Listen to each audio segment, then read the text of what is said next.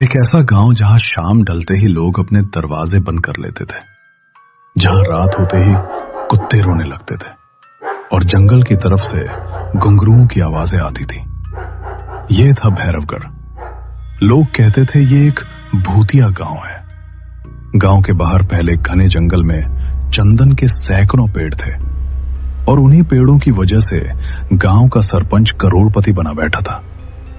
सरपंच तेजपाल सिंह अपने कमरे में बैठा था, लेकिन वो थोड़ा परेशान नजर आ रहा था। माथे पर पसीना, आंखों में बेचैनी। कमबख्त किस्मत, आज ही के दिन शहर से ऑर्डर है और सारे मजदूर न जाने कैसे गायब हो गए। अमावस का डर दिखाकर सब भाग खड़े हो जाते हैं। अरे ओ मंगलू, कहां मर गया तू? जी मालिक। अरे वो मंगलू, कहां मर गए सबके सब मजदूर? आज एक भी मजदूर नजर नहीं आ रहा है। हमारा ट्रैक्टर वहां जंगल में पड़ा है, बस लकड़ियां ट्रैक्टर में भरनी है।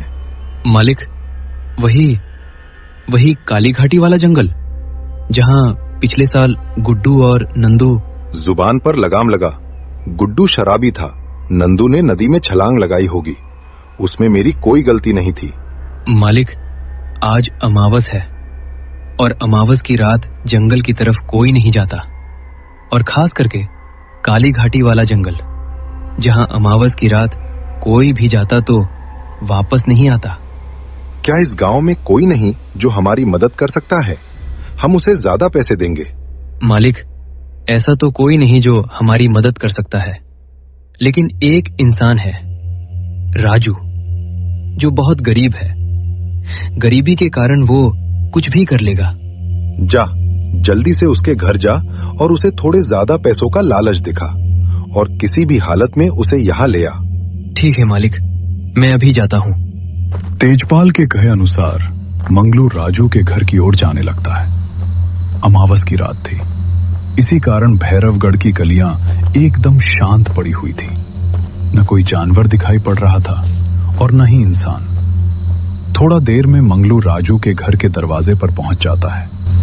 वो दरवाजा खटखटाता है। दरवाजा खटखटाने की आवाज सुनकर राजू दरवाजा खोलता है। अरे मंगलू भाई, क्या बात है, इतनी रात गए आप मेरे घर? अरे राजू भैया, आपको सरपंच जी ने याद किया है। उन्होंने आपको बुलाया है, शायद आपको कुछ काम देने का सोच रहे हैं। इतने में ही राजू की पत्नी विमला वहां आ जाती है। अजी, आप कहीं मत जाइए। मुझे लगता है सरपंच जी आपको जंगल भेजेंगे। पहले ही अमावस है। अरे विमला, सरपंच जी मुझे कुछ काम देना चाहते हैं। पहले ही हमारे घर खाने के लाले पड़े हैं, कुछ काम मिल रहा है तो कर लेना चाहिए, थोड़े से पैसे मिल जाएंगे। हाँ राजू भैया, थोड़े से नहीं, बहुत सारे पैसे देंगे सरपंच जी, आप बस चलिए। विमला की बात को नजरअंदाज करके राजू सरपंच जी के घर आ जाता है। बोलिए सरपंच जी, आपने मुझे कैसे याद किया? क्या है मेरे लायक काम? अरे राजू, कुछ नहीं, हमारा ट्रैक्टर काली घाटी के जंगल में खड़ा है, बस तुम्हें उसमें चंदन की लकड़ियां लोड करनी है। सरपंच जी, काली घाटी का जंगल तो अमावस की रात को बहुत अशुभ माना जाता है, और वहां एक कब्रिस्तान भी है जहां से लोग बोलते हैं अजीब अजीब आवाजें आती हैं। सोच लो राजू, मैं तुम्हें इसके बदले 10,000 दूंगा। इतने पैसे कमाने के लिए तुम्हें 4-5 महीने लग जाएंगे। इतने पैसों का काम देखकर राजू पिघल जाता है और सरपंच को हाँ कह देता है। ठीक है सरपंच जी, मैं ये काम करने को तैयार हूँ। ठीक है राजू, सिर्फ कुल्हाड़ी लेकर जाना, क्योंकि वहाँ जंगली जानवर भी हो सकते हैं। और तुम्हें मैं अभी आधे पैसे दे देता हूँ, आधे पैसे काम होने के बाद ले जाना। और हाँ, यह मोबाइल भी अपने साथ ले जा, अगर कोई गड़बड़ लगे तो मुझे मोबाइल करना। राजू फिर से एक बार अपने घर आता है और अपनी पत्नी को समझाकर घर से निकलने की तैयारी करता है। अरे राजू, मत जाओ ना, मुझे बहुत डर लग रहा है। पहले ही आज अमावस की रात है। विमला, तुम फिक्र मत करो, मैं अभी जाता हूँ और फटाफट काम करके वापस आ जाता हूँ। तुम मुन्ना के पास रहो और सो जाओ, मेरी चिंता मत करना। राजू कुल्हाड़ी उठाता है और जंगल की तरफ जाने लगता है। दरवाजे पर खड़ी विमला उसे देखती रहती है, मानो जैसे उसे आखिरी बार देख रही हो। भैरवगढ़ के रास्ते पर एक अजीब सा सन्नाटा छाया हुआ था, बस कुत्तों के भौंकने की आवाज। उसके अलावा तेज हवा चल रही थी, मानो जैसे राजू के शरीर को चीरती हुई जा रही हो। अभी गांव के बाहर निकल आया था, उसे अभी थोड़ा अजीब सा महसूस हो रहा था। चलते चलते राजू को ऐसा लगा कि कोई उसका पीछा कर रहा है। वो अचानक रुकता है और पीछे मुड़ता है। अरे, मुझे ऐसा क्यों लग रहा है कि कोई मेरा पीछा कर रहा है, लेकिन मेरे पीछे तो कोई नहीं है। लगता है कोई कुत्ता या बिल्ली होगी। चलो, मैं जल्दी जाता हूं और सारा काम समेट कर वापस आता हूं। राजू और आगे बढ़ता है और कुछ ही देर में पूरी तरह से काली घाटी के जंगल के अंदर पहुंच जाता है। राजू बस ट्रैक्टर के पास पहुंचने वाला था कि अचानक उसे एक आदमी दिखाई देता है जो पेड़ के नीचे पीठ के बल खड़ा था। राजू उस आदमी को देखकर थोड़ा झिझकता है। उसे लगता है इतने घने जंगल में कोई आदमी कैसे हो सकता है। अरे, ये आदमी यहाँ क्या कर रहा है? अमावस के दिन तो लोग यहाँ आने को कतराते हैं और ये आदमी यहाँ आराम से खड़ा है। चलो, इसे जाकर पूछता हूँ। राजू थोड़ा आगे बढ़ता है। अरे ओ भाई साहब, आप कौन हैं और इतने घने जंगल में क्या कर रहे हैं? वो आदमी धीरे धीरे अपने मुंह के बल घूमता है और जैसे ही राजू उसका चेहरा देखता है वो अचानक चौंक जाता है। वो आदमी और कोई नहीं, सरपंच जी का नौकर मंगलू होता है। अरे मंगलू भैया, आप यहाँ क्या कर रहे हो और आप यहाँ क्यों आए हो? अरे राजू भैया, मुझे तो सरपंच जी ने तुम्हारे पीछे भेजा है कि कोई गड़बड़ ना हो जाए, इसीलिए मैं यहाँ आया हूँ। ओह, तो ये बात है। लेकिन आप इस पेड़ के नीचे क्या कर रहे थे? राजू भैया, कुछ नहीं। मुझे लगा इस पेड़ के पास कोई जंगली जानवर है, इसीलिए देख रहा था। चलिए, हम जल्दी जाते हैं और ट्रॉली लोड करके ले जाते हैं। हाँ हाँ, चलिए। राजू और मंगलू दोनों ही थोड़ी देर में उस ट्रैक्टर के पास पहुंच जाते हैं जहां उन्हें सामान लोड करवाना था। राजू देखता है वहां बहुत सारे चंदन के लकड़ी के पड़े हैं जो उसे ट्रॉली में लोड करवानी थी। बिना देर गवाए राजू चंदन की लकड़ियां सिर पर उठाकर ट्रॉली में लोड करवाने लगता है।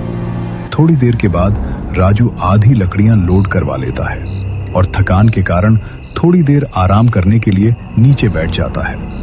तभी वहां पर मंगलू आ जाता है। अरे क्या हुआ राजू भैया, क्यों रुक गए?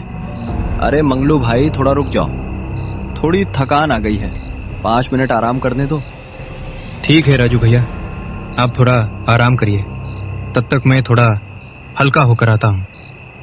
ठीक है मंगलू भाई, तुम आओ हल्का होकर, मैं तब तक आराम करता हूँ। मंगलू राजू से कहकर वहां से झाड़ियों की तरफ हल्का होने चला जाता है।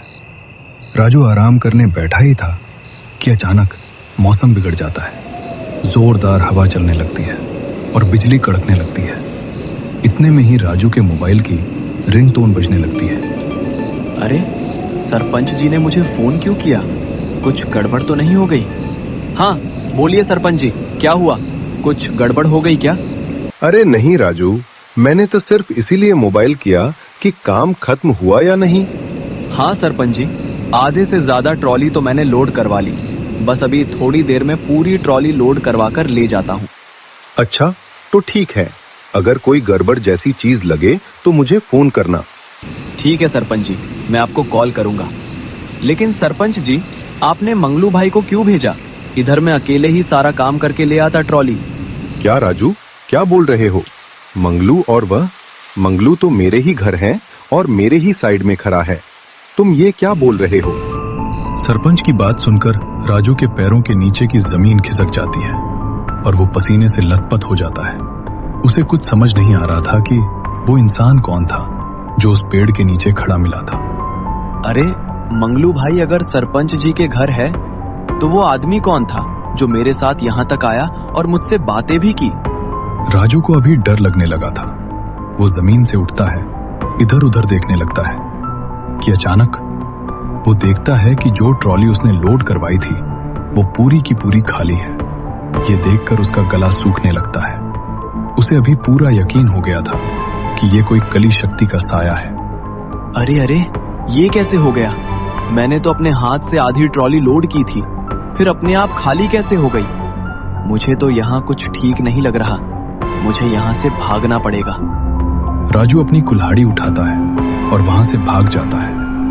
थोड़ी दूर भागने के बाद राजू थक जाता है और जोर जोर से हाँफने लगता है। और राजू सिर उठाकर इधर उधर देखता है तो उसे वही ट्रैक्टर नजर आता है जिसमें उसने लकड़ियां लोड करवाई थी, लेकिन वहां एक ट्रैक्टर नहीं होता। उधर एक जैसे बहुत सारे ट्रैक्टर खड़े हुए राजू को दिखाई देते हैं। जंगल में तो सरपंच जी का एक ही ट्रैक्टर था और वो भी उस दिशा में था। इधर इतने सारे ट्रैक्टर कैसे आ गए? मुझे तो लगता है ये कोई भूत कर रहा है। मुझे अभी इस जंगल में और नहीं रुकना चाहिए। मुझे जल्दी से घर जाना होगा। राजू वो ट्रैक्टर देखकर वहां से भी भागने लगता है कि अचानक उसे एक आवाज सुनाई देती है। राजू, ओ राजू, मुझे भी ले चलो तुम्हारे साथ, मैं भी यही फंसी हूँ। राजू मुड़कर देखता है तो वो औरत और कोई नहीं बल्कि उसकी पत्नी विमला होती है। अरे विमला, तुम यहाँ कैसे आई? तुम्हें तो मैंने घर में रुकने के लिए कहा था ना? हाँ राजू, तुमने मुझे घर में रुकने को बोला था, लेकिन मैं नहीं रुक पाई। मुझे तुम्हारी फिक्र हो रही थी, इसीलिए मैं तुम्हारे पीछे पीछे चली आई। ठीक है विमला, यहाँ से जल्दी चलो। मुझे लगता है इस जंगल में कोई भूत है जो हमें मार सकता है। चलो हम यहाँ से चलते हैं। हाँ राजू, तुम मेरे पीछे चलो। मुझे यहाँ से एक शॉर्टकट रास्ता मालूम है, हम वहाँ से जल्दी घर पहुँच जाएंगे। लेकिन विमला, तुम तो इस जंगल में पहली बार आई हो, तुम्हें यहाँ का रास्ता कैसे मालूम है? अरे मुझे मालूम है यहाँ का रास्ता, तुम यहाँ से जल्दी चलो। राजू को थोड़ा अजीब लगता है क्योंकि विमला जंगल में पहली बार आई और उसे जंगल का शॉर्टकट रास्ता मालूम है। राजू विमला की बात मानते हुए उसके पीछे पीछे चलने लगता है। अरे विमला, कितनी दूर है तुम्हारा शॉर्टकट रास्ता? अभी तक तो हम उसी रास्ते से घर पहुँच गए होते। बस थोड़ी देर और। थोड़ी देर के बाद राजू और विमला उस जगह पहुंच जाते हैं, लेकिन वो जगह उसका घर नहीं बल्कि वही कब्रिस्तान होता है जिसके बारे में विमला घर में बात कर रही थी। और राजू समझ जाता है ये उसकी पत्नी विमला नहीं बल्कि कोई और है। राजू सरपंच जी ने दिया हुआ मोबाइल निकालने की कोशिश करता है, लेकिन उसकी जेब में वो मोबाइल नहीं होता। अरे ये मोबाइल कहाँ गया? मुझे लगता है भागते भागते मेरी जेब से गिर गया। तभी वो औरत जो खुद को विमला बता रही थी वो अचानक हवा में उड़ती है, धीरे धीरे असली रूप में आने लगती है। वो था उसका चुड़ैल का रूप। अचानक से उसका सिर बदलने लगता है, उसकी आंखें लाल हो जाती, चेहरा जला हुआ और आंखों से टपकता लाल पानी, जैसे उसका चेहरा किसी ने जला दिया हो। उसका ये रूप देखकर राजू की आंखों के सामने काला अंधेरा छा जाता है और वो बेहोश होकर वहीं कब्रिस्तान में जमीन पर गिर जाता है। धीरे धीरे रात बीत जाती है और सुबह हो जाती है। राजू के घर नहीं आने से विमला सरपंच के घर जाकर उसके बारे में पूछती है तो उसे वहां से पता चलता है कि वो रात को जंगल से वापस ही नहीं आया।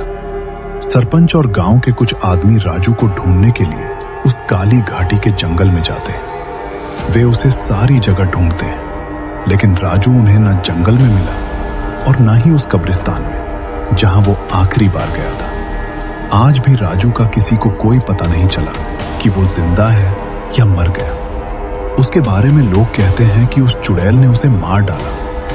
उस रात से भैरवगढ़ में न तो कोई आदमी रात को बाहर निकलता है और न ही कोई उस जंगल में सुबह भी जाने की हिम्मत करता है।